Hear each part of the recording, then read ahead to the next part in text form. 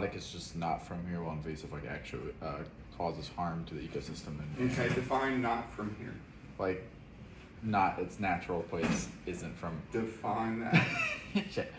So, okay, well, let's just go with that, Yeah. because I'll actually make a point. Yeah. Right? So, yeah, okay, so, hi, good morning. Welcome to my last lecture, apparently ever. So, an invasive species is any species that is introduced outside of its native range, okay? And and that can be at a global level, it can be at a relatively local or regional level. But basically, a species has been introduced by some anthropogenic means, right? So basically, humans have generally been involved with that process. They've been equated to biological spills. So typically, if you have a chemical spill, let's say you have an oil tanker that leaks or crashes or whatever, you have a major chemical spill, and that can do a lot of damage to the ecosystem.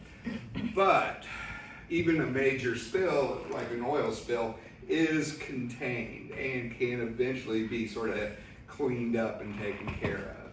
It might be contained to, like, say, the Gulf of Mexico, but it can be kind of contained within a region. But it's hard for it to spread beyond that incident. But with biological spills, in a lot of cases, you can get successful reproduction. And so this is something you don't just clean up. And so these types of things, when you have invasive species, if they are able to reproduce successfully, then it can become a very long-term type problem. So, and there are a number of ecological and economic impacts, some of which we'll talk about down the road. And it's not always bad impact, right? So, just for example, trout. Very invasive, right? So all the different species, they have been widely introduced, but it's a huge positive economic impact in a lot of places. Because people love to go trout fishing, love to go bass fishing, and so people love to spend their money on their bass boats and fly fishing gear and things like that. And so places where you have trout streams or where you have some really big bass presence and so on, those are places where the local economy does really, really well for people coming in to do that. So it's not always a bad thing, but it doesn't necessarily, it might sort of offset some negative things, right? So, this is showing that this right here, this black-tailed shiner, Cyprinella venusta, little minnow, about like this, little shiner. Cyprinella is a really cool little genus, kind of pretty little fishes. They get their name because you think they have a black tail, you'd be wrong. But they do have a big black spot right there. You can't really mistake them for anything else once you kind of get familiar with them. So this is the overall distribution in the U.S. So it's essentially a southern type of species. And it does, so it's a coastal plain species, right? So it's down in the lowlands. But it does get into the coastal plain of Missouri. So it's down here in southeastern Missouri. That is its native range. But notice these little black dots right over here. So it has been introduced into parts of the Osage River system. So that's Lake of the Ozarks right there. So you've got it invasive. It has been introduced outside of its native range. So this is the native range, right? But it has been introduced outside of it. So this is where we get into the idea of, is it invasive and is it exotic? So the idea of an exotic species was originally introduced in an executive order going back to the late 1970s. And at that point, exotic was, this is where we get into it, because exotic is any species introduced into the United States. So it's not native to the United States. So if it's introduced from outside of the country, then it is considered exotic, okay? But an invasive species, one definition initially is just simply any species that has been introduced outside of its native area. But now that's often used as non-native, where invasive has the potential to do harm, okay? But that is one of the things, because like, okay, Cyprinella venusta, the black-tailed shiner, it's introduced over here. Does it have the potential to do harm? It does, but do we know if it is or not? No, right? Sometimes that can be really hard to figure out. Sometimes it becomes pretty evident pretty quickly whether a species is doing harm, but in other cases, it might not be too obvious. So why are they in a few of those southern states but not Florida? It doesn't look like there's any in Florida. Because they just don't like Florida. Okay. Too many Florida men live there. Yeah. So no, it's just simply that part of it is this has all been underwater, right? The peninsula of Florida has been underwater at times. So there's a lot of species will sort of work to sort of down in towards the panhandle, but essentially will not be down in peninsular Florida. And some of it gets into the fact that peninsular Florida has been underwater. Some of it is the idea that the streams that these systems are in, these are all essentially flowing into the northern Gulf of Mexico. Never, the rivers down here like the Swanee and so on, have never really connected up here, so there's just not been the opportunity for them to get into that area.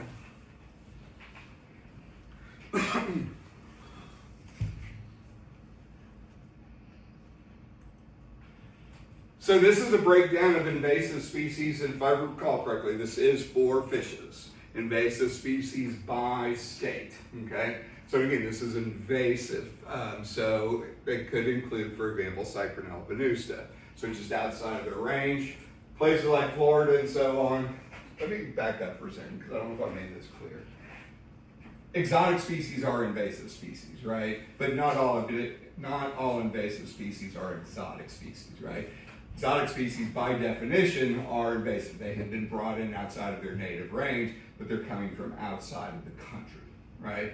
Whereas you can also have species that are found in the United States that have been introduced outside. So in this case, invasive species is including not only things like the black-tailed shiner that are just introduced outside of their native range within the country, but also exotic species, okay? So I wasn't sure if I was clear on that, so now I am. So anyway, there are certain places where California, Texas, Florida, where you have really high numbers of invasive species. We're not doing bad. We could do better, right? We've got some models that we could build on. We could do better, but we're not doing bad for ourselves. And I mean that totally tongue-in-cheek, I hope you realize. More importantly, because fishes don't recognize political boundaries, is looking at it by the watersheds. So South Atlantic and the Gulf is probably about the highest one with 205 species that are invasive. Most of that is actually going to be driven by Florida. But again, over here, when you get some of the West Coast drainages, you've still got really high numbers over in California. The Colorado River screwed up. And of course, the upper Missouri River system is pretty high as well. So what makes a successful invader? Right, you can have species that are introduced, but not necessarily all introduced species are going to become established, right? But those that do have several traits or characteristics that increase the likelihood of them becoming successful invaders. And so one is that they are generalists, which means what? Yeah, they can survive under a wide range of conditions, right? So they can put them someplace, there is a very good chance that they will be able to survive there. Fecundity is really high, and so fecundity is...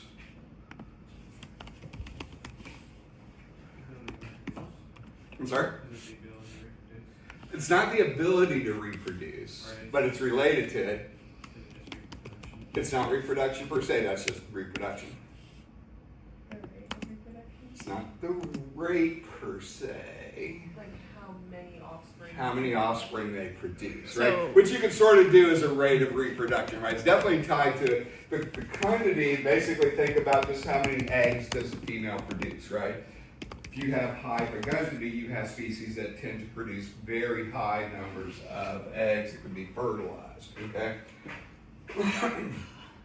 So these generalist species produce lots of offspring, right? So again, that helps them to become established. They can build up population sizes potentially fairly quickly.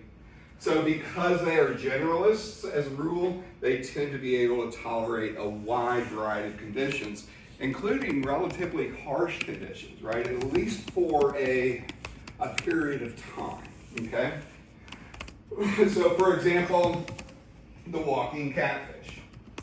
So this is one that this is a catfish that can actually, it lives in ponds, so fish, breathes, gets oxygen from the water and so on. But it actually has suprabranchial organs, so it can trap air in the gills and absorb air that way, or absorb oxygen from the air. As long as the skin is relatively moist, it can literally get up and on its pectoral fins, basically get up and wiggle its way from pond to pond to pond. So one of the things they had tried at some points, right, so this is where it was introduced in Florida in the late 60s, in the Florida, in the late 60s, and it has expanded quite a bit. When it was first introduced, like, oh crap, so let's go ahead and like put some poison into the water, right, to try to kill the fish. Doesn't work, because once the catfish gets up and walks out. So you can't keep it in there. So it has successfully spread. And I don't know how much farther it's gone. It is a tropical species, so it can't really get to much colder temperatures, I believe. But walking around on land, for a fish, that's relatively harsh. But again, it can take it for at least a little while. If it is out too long, then eventually it's not going to be able to have the oxygen it needs, and it will suffocate. But as long as it can have some amount of oxygen for a while, it can move from pond to pond to pond. The other thing, recognize that all species in their native habitat, they are part of a natural ecosystem. So they have predators, they have diseases, and so on. Those are all things that keep population sizes in check. But essentially what can happen is when you move it someplace else, it no longer has its natural competitors, right? And often because they're generalists, they're often actually fairly aggressive. They can actually survive, again, under a wide range of conditions because they are good at getting the things that they need to survive. And so they will often outcompete local species, right, the native species. So you don't have that competitive aspect that allows them, combined with high fecundity, to produce lots of offspring that can survive. And then same thing, you are removed from your predators that keep your population size in check. You're removed from your diseases that keep your population size in check. And you are removed from parasites that keep your population size in check. Now, let me be clear. There can be other predators, there can be diseases where you get introduced to that end up preventing you from becoming established. But part of the reason that you do have these successful invaders is because they are removed from their natural predators, diseases, and so on that would tend to keep their population sizes in check. Another one, brown goby. This was introduced, we'll talk about this one again in just a little bit, but it was introduced in 1990 over here in the Great Lakes, and it is now spread throughout the Great Lakes and become quite a problem.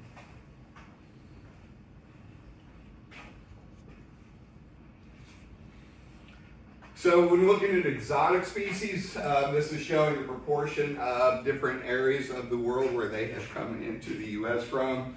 So by far the greatest number are from South America, from Asia, from Africa.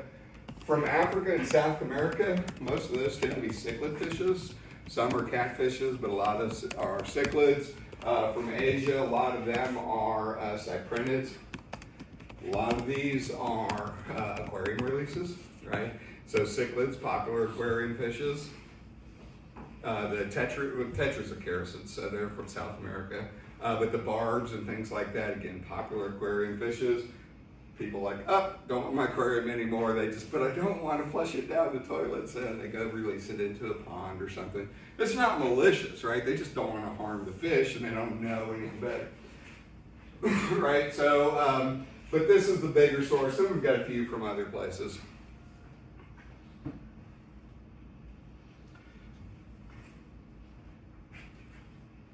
invasive species are brought in for many different reasons.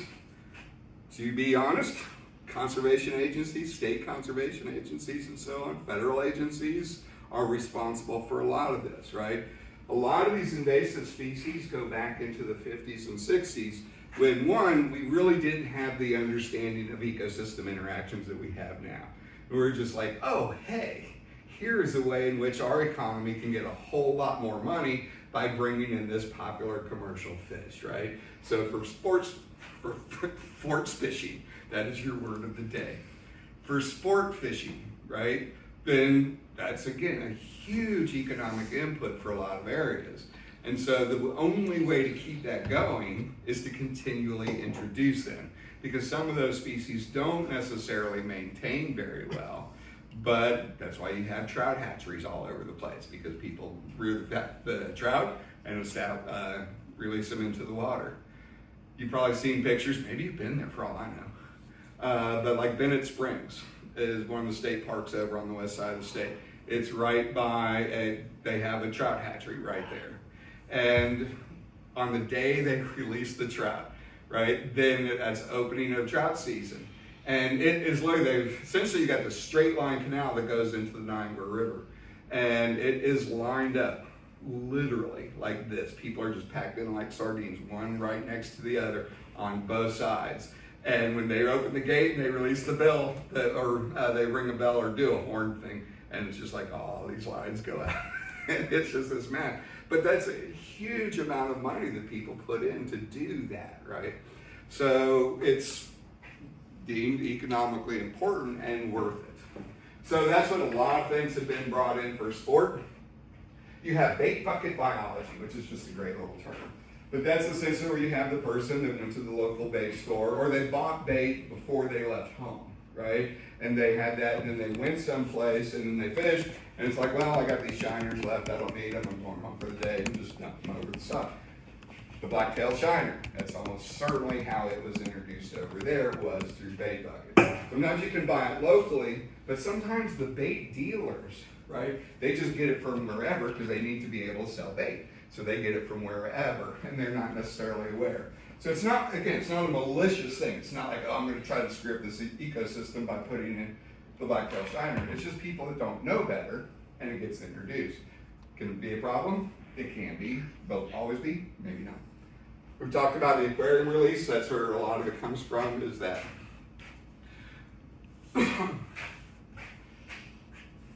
One's ballast water. You gotta I do have a question. go for So it. I'm not really familiar with fly fishing because I haven't done a lot of it, but I know the flies can get pretty expensive. Mm-hmm. So does some of that money go back towards the conservation agencies, like, you know, like when you buy a fishing permit, or Permits, some of baits, yes. that goes back to it? Some of that money from bait goes back to it. So I don't know if fly fishing. So a It's lot of the that's going to be same way, state or- regulation. Okay, Okay. a lot of that's going to be state regulation. A commercial business that, like, say, produces flies, they are probably under no obligation to give any of that money back. Some of them might, just out of charity, but from a business standpoint, no. Okay. Most of the states are going to get the revenues by, so for example, in Missouri, you have to have a fishing license, right? Just to fish, and some of that money, the revenues goes to the state.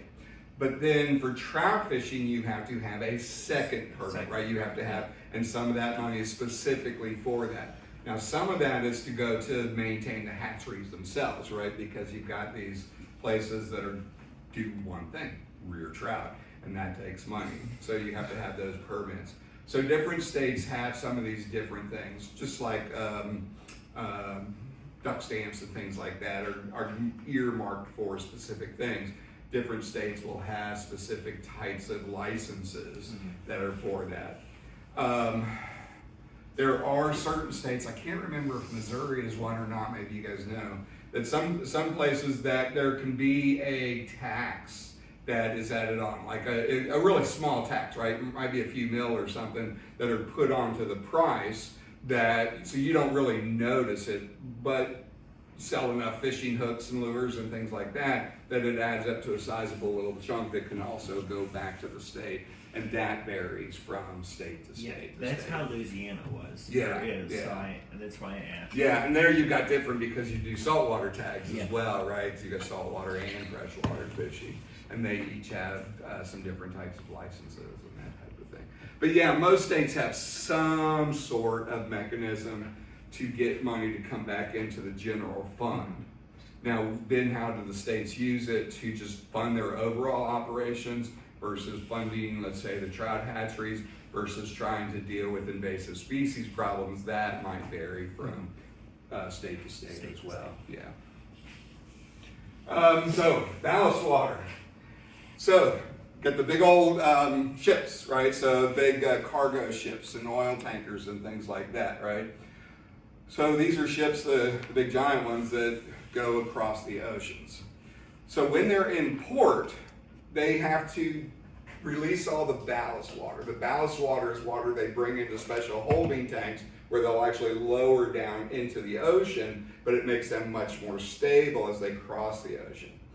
But then when they fill up, they are too deep to get into the ports, right? Where they actually load up the cargo or load up the oil, and where they unload the cargo or unload the oil. So what they do is the ballasts are empty, their tanks are empty while they're in port, okay? But basically, as soon as they get outside of port and the water is deep enough, now they pump water into the ballasts. And so whatever is in the water can also end up in the ballasts, right? So that can be viruses, it can be microbes, so basically microscopic organisms, it can be fish. And so now the tanker goes across, the cargo ship goes across the ocean, just before it goes into the next port, now in a different country in most cases, they empty the ballast water. So whatever was in the ballast water is now introduced into that area, right? So remember the round goby that I said was introduced into the Great Lakes? That was almost certainly through ballast introduction, okay?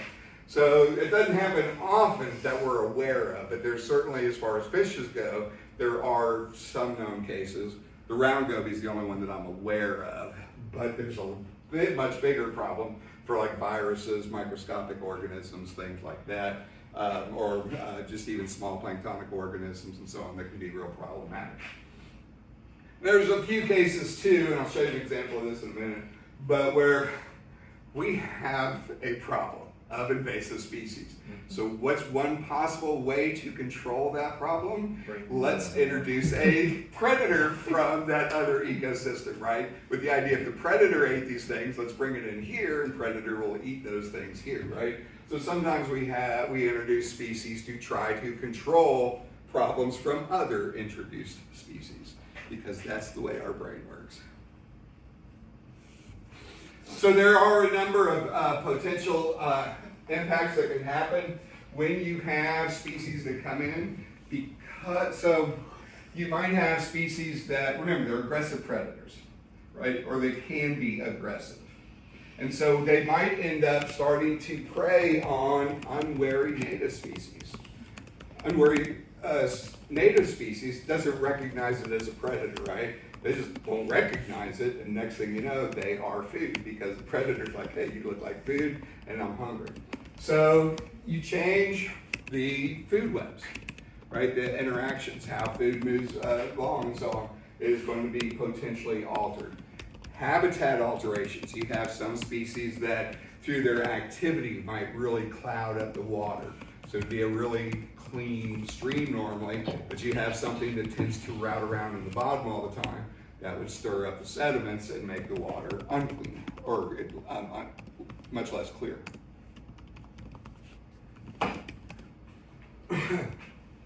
Because they're generalists with high fecundity, high reproductive output, and because they can outcompete, in many cases, the native species, that can end up, through the reproductive output of the invasives, basically lead to a great reduction, if not extirpation, of native species.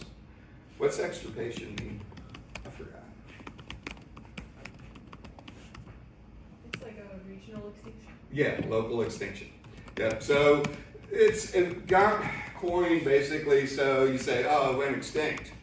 But extinct means, that species doesn't exist anywhere anymore. So to make it clear, we're talking about, you can say local extinction, which you often use, but extirpation is another way of saying just local extinction. So they've been removed from an ecosystem or a region or something because of, in this case, introduced species. So we said earlier that you have species that are brought in and they are sort of removed from their native parasites and so on. But what they can also do is introduce parasites. So this is a tapeworm that came in with a grass carp. Okay, so grass carp is from Asia. It was actually introduced from Auburn University. Their fisheries department, they have north of Auburn, they have several ponds over there where they were actually working on the grass carp. I'm trying to say, how do I want to do this? My dad wasn't at Auburn, but it's a species he actually worked with. The idea was that grass carp could be introduced to control invasive weeds, right? So things like water hyacinth and things like that, hydrilla.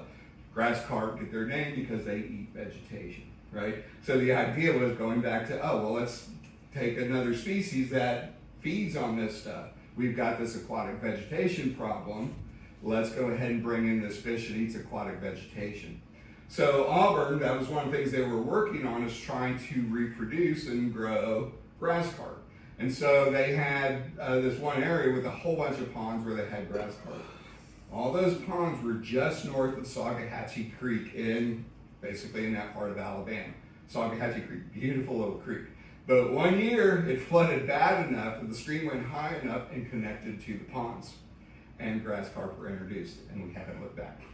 Right, so that's the story of them. But that ties in this idea of, okay, let's bring in a species to control a different problem. But not only did we add the Asian carp, the grass carp, but the grass carp had tapeworms that are now introduced into the area as well. So it spirals out of control. But again, as I mentioned earlier, sometimes it can be positive for conservation or for commercial efforts. I've got this on here because a lot of species have been introduced to reduce other invasives. One of those, I think this is on the next picture. Yeah. So one of those is the peacock bass. So this is introduced into South Florida. The peacock bass is a type of cichlid. South Florida is totally screwed up because of invasive cichlids. I don't know how many different species are there now. When I was a kid, this is true. When I was a kid, I used to go to this lake across the street from me and we'd fish, and every so often we'd catch what we call perch, right? So bluegill and so on, those were brim because we're from the south. So, but we had perch, and they were actually little cichlids, is what they were. And always you could catch this one. I've never been able to figure out what it was, but it was the only invasive that was there, right? You go to the Everglades and you would see that one, but otherwise you'd see gar, you'd see bass, and so on if you go on the Hinga Trail or the boardwalk. Nowadays, you go there and you see cichlid, maybe a gar or something like that, but almost every fish that you can see in that water is invasive, it's cichlids. So cichlids have become a real problem. So one of the things that was done was to introduce peacock bass, which are cichlids, but prey on cichlids, right? So that is their primary food source down in South America. I don't know how well it has worked. They will eat cichlids, but they're pretty voracious predators, so they'll kind of eat anything that they have. So it's not like if here's the brim and here's the cichlid, they're going to choose the cichlid every time. They're going to be like, whichever one I can get first, right? It's going to be easiest to get. At least with the peacock bass, because they are tropical species, they're not able to expand farther north into Florida, right? So they're pretty well restricted to the southern tip of Florida. But that's one of the things that we'll try to do. Does it always work? Probably not. Does anyone know, because I'm not, I don't know, of any examples of, and it doesn't even have to be fishes, but just broader context of introducing a species to control other introduced species where it has been successful with no negative repercussions? I can't think of any, right? It's just usually you're going to screw something up somehow, no matter how well intentioned, right? They introduced rabbits into Australia to control the Apunchi cactus. Didn't work. So now the rabbits are everywhere. You know, it's just like, we tried. It's with a good heart. So one of the best ways to stop some of this is simply by educating people.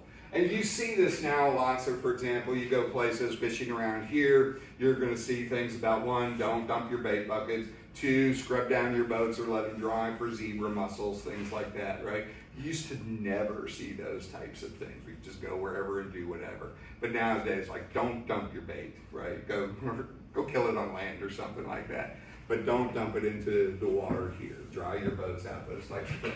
So education works, but it doesn't work 100%. It's not foolproof. People are people, right? You're still going to have that problem. But again, also educating bait dealers. They need to understand where the bait is coming from. And so if they are getting bait that is not native to an area, that's where they need to have the signs up and explain when the person buys the bait, do not dump it in the lake because you will potentially screw it up and so on, right? And then area managers, conservation managers, and so on. And again, now this is sort of commonplace thing. These are things we teach in conservation biology and wildlife management, ichthyology, whatever. But back in the day, it wasn't. We didn't realize a lot of the problems that come from this, right? But that education, because now they become that interface with the general public to educate them. We've mentioned eradication, talked about where they like dump the chemicals into to try to kill the walking catfish. The walking catfish literally just walked away. There's another example of snakeheads that are now invasive. They're present in the Mississippi River and so on. But there was 3 ponds, I don't know how big the ponds were, that were in Maryland, and they decided to put in some sort of ichthyocide, something that killed the fish. And they killed 6 adult, if I remember the numbers right, they killed 6 adult snakeheads, over 1,000 juveniles, and over 800 pounds of native fish. The thing is you can't come up, it's really hard, I won't say you can't, right? But basically it is hard to come up with some sort of poison that is going to be species specific, right? Essentially anything that can kill this fish is going to kill every other fish as well. So eradication is not always effective, right? You can try what they're doing. They've got to keep the Asian carps, the big head carp and so on, from getting up into Lake Michigan. They've got the barriers up, like electrical barriers and things like that. They can't eradicate it. All they can do is basically try to keep them from getting into the lakes. But even that, I don't think they've made it to lakes, you know. The big head carp, have you, just in your travels about them, have you? I mean, so far all I know is that, you know, they're in the Missouri, Ohio, and Mississippi. Yeah, but they're not into the Great Lakes yet. No, right, not but yet. that's where one of the things they're working hard to keep that out. But to me, it's just a matter of time before the system fails, whatever the barriers are in place and so on. Maybe it never does. All we can do is hope, knock wood, that type of thing. But for me, it's always a matter of time. When we're involved, there's mistakes will be made, right? It's just humans. We've talked about introducing predators already. So with the idea of the ballast, right? So that's ballast water that's being dumped out and so on. Part of it is trying to sterilize it, right? Because again, if you pick up the ballast water right outside the port, but if you did a trip where you're coming, in some cases you're doing local deliveries, but you still sort of need to maybe think about the possibility of something being in the ballast water. If you put chemicals in there, wherever the ballast water gets dumped, you're dumping those chemicals out there, right? So basically chemical sterilization is not really a good workable solution. I know people have been working on using like UV light and things like that to try to sterilize ballast water. Whether that's successful, it can work on really small things like viruses and bacteria and so on. But whether that would work on larger fishes or something, or even larval fishes, don't know. So really it's like, can we do something? You got the answer to all this? Do they also experience that with like just barges that, you know, go Barges- up and down your river in No, state? barges, they don't really fill up with water. Okay. Yeah. So barges are basically the weight of the cargo is going to weigh them down. Okay. Right? So they don't really put that. So you can have a lot of the barges are actually hollow. Right? It's basically just a tub that they then just fill up with whatever, and that just weights it down. And then you just got the mass of them all tied together that keeps them basically stabilized. And then, of course, as you offload, then they're going to raise back up. But they don't have ballast. It's only the big ocean-going ships that are going to have ballast water like that. All right. I wasn't sure if they do any kind of, you know, oh, we got this mussel from down here. And That could still happen, and- right? Because that's going to, like, say, zebra mussels that attach the to the hull, right? And those barges never come out of the water unless they need a repair or something. So there could be transport that way, but that's not through ballast water. That's just by attaching. So you're not really going to get fishes, for example, that get moved that way. So to some extent, are we resigned? Right? It's just like, okay, this is what it is. Don't do any further damage, right? But what is there is what is there, because almost everything else that we have tried has not been successful yet. And unless we can find some sort of like magic bullet, it's probably not going to happen. And again, go back to what we said about high fecundity and generalists. These are species that can survive under a wide range of conditions. So you might even try to alter the conditions a little bit. They're like, fine, bring it on. I'll hang in there. I don't like to be defeatist, but sometimes that's the reality of it. All right, just a few conservation generalities here. So most species of conservation concern that are threatened, endangered, or listed as conservation concern or vulnerable, whatever the case is for different states, most of them are freshwater species. Most of them, I guess there's a certain irony to this.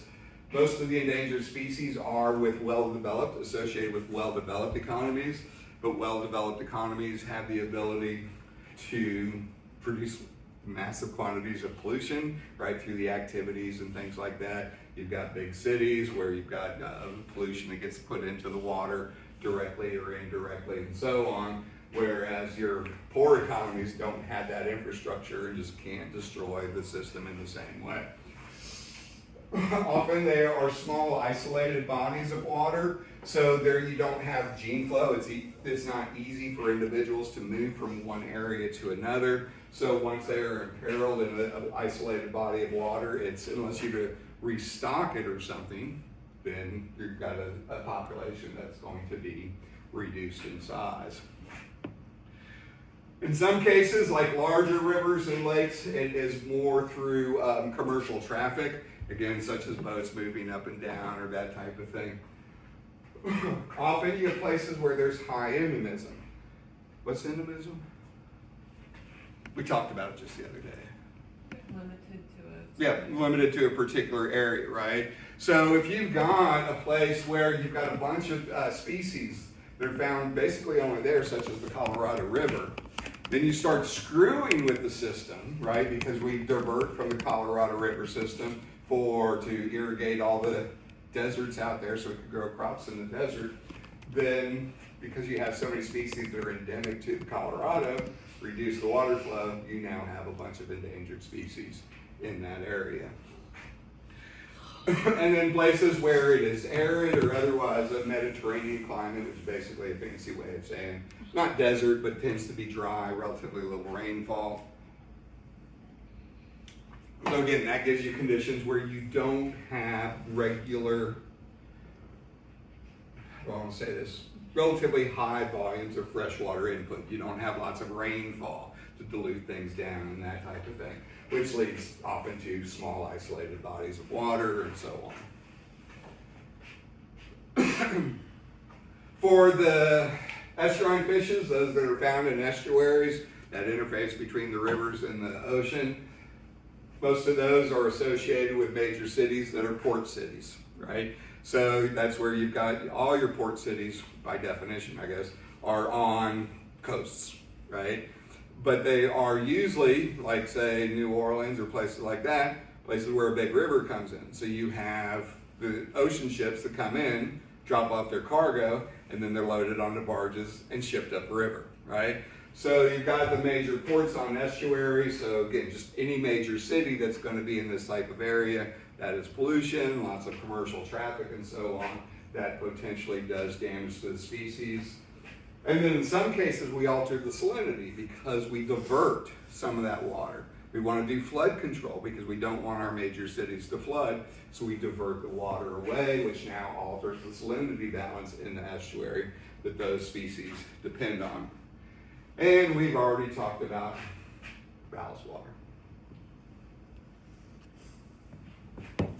So finally, for the marine species that are endangered or vulnerable, mostly it is through commercial fishing, and we're taking way more than we should.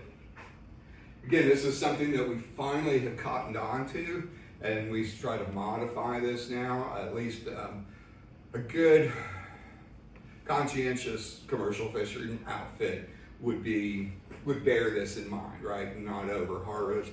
But again, people are going to people, and they're going to be like, I've got family to feed, I've got a whole crew of families to feed, and we're just going to do what we need to do to put food on our table and that type of thing.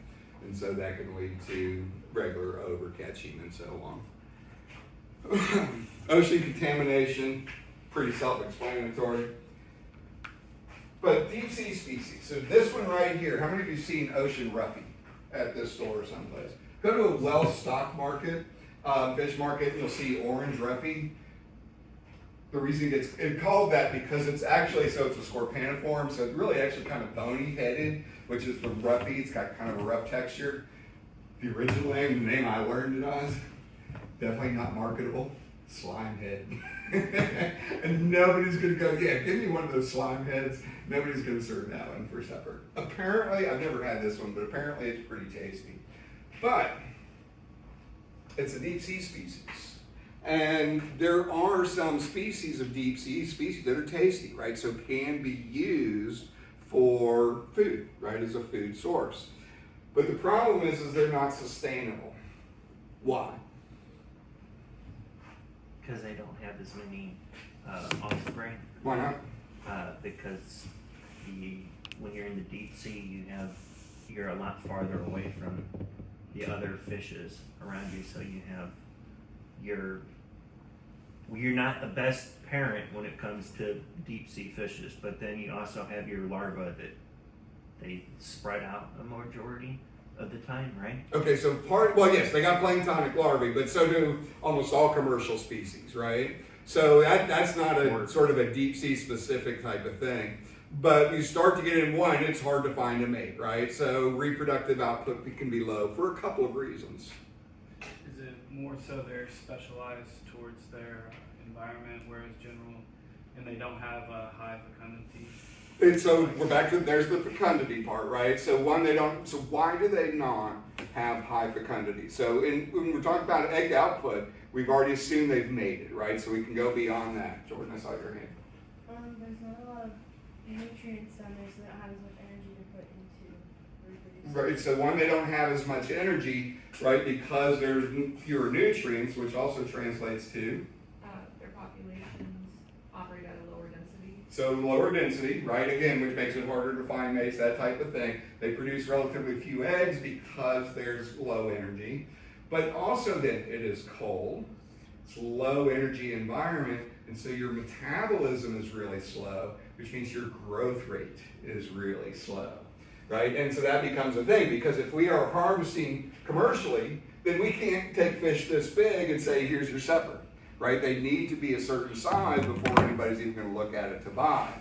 But the orange roughy is a deep species, and it grows really slowly. It's been estimated it can live upwards of about 200 years, but it's going to take a lot of that time to get up to a size large enough that people would want to purchase it and put it on their plate, right?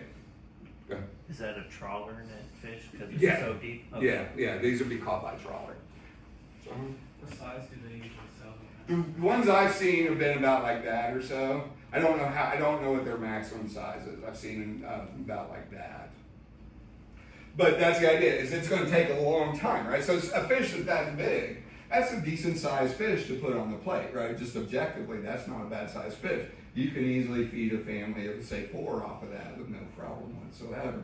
But how long does it take to do that, right? And as soon as that one fish is sold, I need to buy another fish to replace it, right? Because, oh, it tastes good, I hear, right? But I'm just going, oh, that was good, I want more of that. So now I was like, okay, you got any more of this? So that means the retail market wants to keep supplying it, which means then the harvesters have to go out and catch it, but we're having an overfishing issue, right? And deep sea, we can't keep up with it because the fishes grow so slowly. Okay? We good on that one? All right, so one of the things that we can do is to try various types of reserves. And no-take reserves, a network of no-take reserves, has become a relatively popular thing, right? So the idea of no-take is that you cannot fish within the reserve. You simply cannot harvest. And an example is off of Merritt Island in Florida. Does anybody know what happens to be right around there? Cape Canaveral. Cape Canaveral is a military installation, right? So, because a lot of military stuff goes up in the rockets and that type of thing. And so that whole area around it is you can't take your boats into it to go recreational fishing, commercial fishing, anything like that, right? So that means you essentially have around that area this huge no-take reserve. And there's wildlife refuges there and everything like that.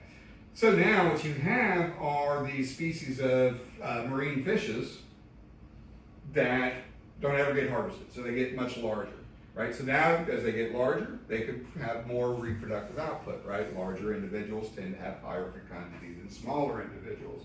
And then all those individuals have that opportunity to grow up and get big. Now, those species, those individuals, don't know the boundaries of the reserve, right? So they're just cruising around. So what this is showing is basically sort of size of fishes that have been taken outside of the reserve. So you can't go into the reserve, but there's nothing that says you can't be right on the other side to go fishing. And so the cumulative world records, basically getting larger and larger fishes out right around the reserve, has gone up quite a bit. And the idea is that the reserves themselves are allowing these individuals to get much bigger, and then some of them can go out, right? But the idea here is that by having at least some no-take reserves, that allows the species to be able to produce lots of individuals that themselves have the potential to get up larger and so on, and sustain the population as a whole. The problem is mostly we're interested in commercial species, right? Things that have that economic input. So you might have something that is like really cool fish, right? And as ichthyologists might look at it and go, that's a really cool fish, and nobody else could give a flying shit, right? And so it's just like, how do you sell that? If they don't care, they don't care. So, but if y'all say on the other hand, hey, your favorite sport fish is in danger, it's like, okay, what can we do about it, right? So it's always going to be a bias towards that. In some cases, for non-game species, a lot of the big species that you're going to find, like say in a no-take reserve, are going to be sports fishes, right? Bigger things that we like to go out and catch. Even if we don't eat them, catching big fish can be fun, right? But what we don't really know yet is for these smaller non-game species, how many of them actually move outside of the reserve, right? So are they basically staying in that same area, which is good for that area, but you're not getting supportive populations outside of the reserve? And that's something that's just really not known, right? So even though you've got these reserves, how well they operate to support ecosystems outside the reserves is not known. The other part is that there's relatively few of these reserves, right? So as soon as you say no take, now you've got people that are like, wait a minute, you're telling me that I can't go in there and fish? I've spent a lot of money on my boat. I've spent a lot of money on my fishing tackle. I've paid a lot for my fishing licenses. I want to be able to fish anywhere, and you're telling me I can't go. It goes back to education. It's like, yeah, there's a reason you can't go into some of these areas.